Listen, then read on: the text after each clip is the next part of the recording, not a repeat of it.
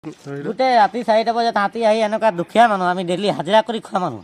আমাৰতো নাই ন কোনো পইচা পাতি নাই আমাৰ টকা পইচা নাই এতিয়া যেনে তেনে ঘৰটো বনাইছিলোঁ সেইটো গোটেই ৰাতি 4টা বজাত আহি কিনে গোটেই ভাঙি মেলি ডেক্সি বৰ্তনলৈকে ভাঙি খতম কৰিলে হা পালেং চালেং চব খতম কৰিলে হা চকী টকী চব গুড়া কৰিলে এতিয়া আমি খাম কেনেকৈ বা ইহঁতে থাকিব ক'ত ল'ৰা ছোৱালী এতিয়া ভোকত থাকিব নেকি বনাবলৈ জেগা নাই বস্তু নাই কেনেকৈ বনাব হে মানুহে আজিৰ কাৰণে এসাঁজ খুৱাব সদায়তো নোখোৱাই হাতী সদায় এনেকুৱা হেৰি কৰিব যদি ফৰেষ্টৰ জানি শুনিও যদি চৰকাৰে কিবা এটা আমাৰ ব্যৱস্থা নকৰে আমাক তো আমি থাকিম ক'ত আৰু খাম কেনেকৈ হে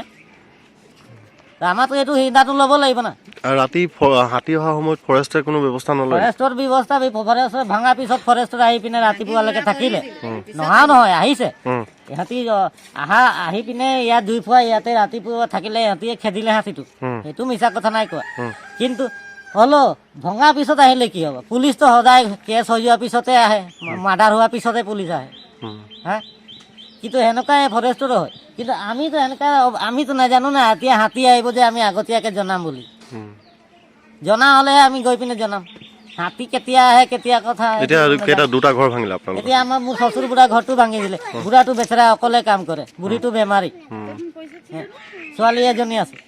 এতিয়া মই যদি এতিয়া লাগি নিদিওঁ মই যদি কামত যাম তো বুঢ়াটো থাকিব কথা যি নিশা আপুনি নিজে চিন্তা কৰকচোন